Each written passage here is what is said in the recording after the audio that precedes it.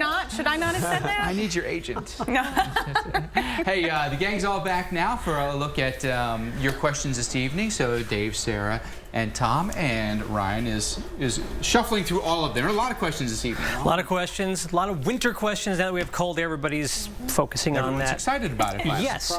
Some people are looking at models too, as a matter of fact. All right, Jack must be. Are some models saying snow in central United States late next week, or am I imagining that? For snow for some areas?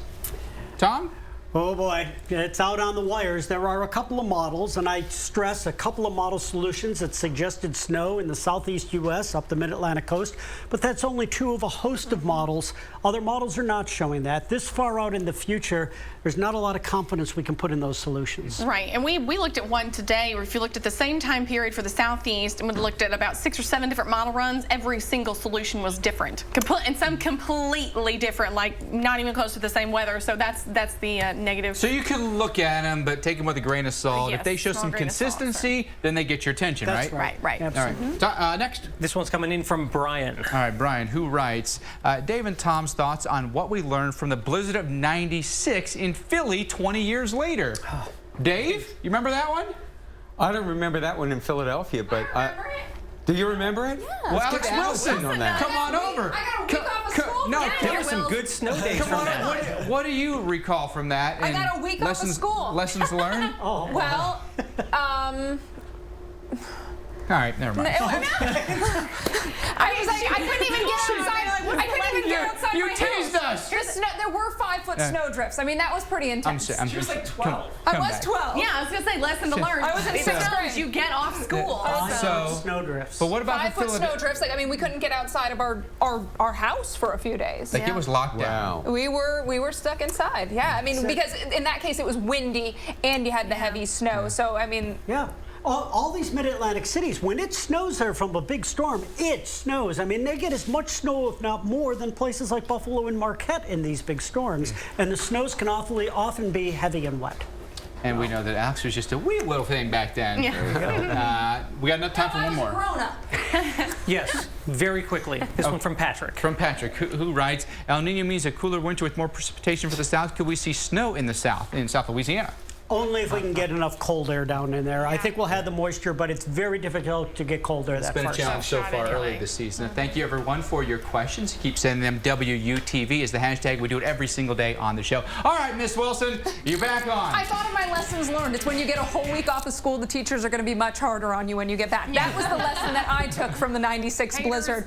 Hey, right now we've got snow showers into parts of the mid-Atlantic up into the northeast. Most of the action, though, focused into the western U.S. That's where we've got rain and snow to start the week. Notice tomorrow, that's where all the problems are going to be. Imagine getting up and going to work tomorrow in Los Angeles. You know traffic's usually troublesome on a good day. You've got the rain showers in the area, so keep that in mind. It's going to take you a little longer to get to work. As far as Wednesday's forecast goes, and notice rain continues across Los Angeles, San Francisco, up into parts of the northwest, and we've got rain and snow for the central part of the country as well. We're going to be watching for snow from Minnesota and Wisconsin down toward rain towards Texas. And maybe just the beginnings of a very busy week of weather across the country. Everyone's back now for a little what we learned this evening. I'll get it kicked off here. The cold air has finally invaded the east, and the coldest spot in the country right now, Dave Schwartz, thank you, 1 degree.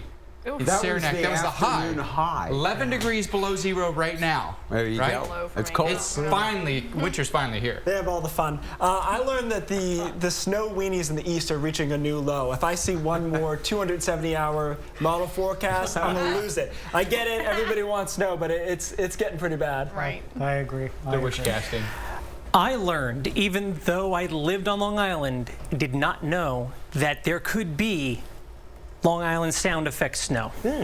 Did not know that. That's right, off an east wind. Very good, Ryan. That's a good lesson. I learned about the Atchafalaya River and that it is a distributary.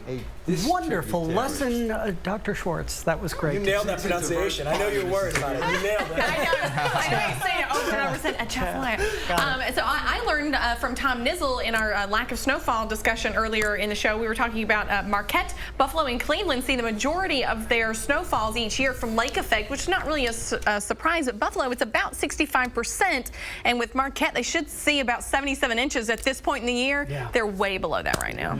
All right, I learned the Minneapolis average first single-digit day high comes in December, and that we're still waiting for it. I mean, I guess we really haven't had the notable cold, but when you sat down, you went, wow, I guess we really haven't gotten there. But they're getting there in a big way for that football game. Perfect And time. our executive producer, Tom Faust, and Ryan Davidson let me know that in addition to being a distributary, the Atchafalaya River helps to siphon water off the Mississippi to protect Baton Rouge and New Orleans downstream, which are so close to sea level. Yeah, wow. Makes Good perfect sense. Yeah. A little engineering there. It goes a long way. Everyone, thank you very much, and thank you all for this evening for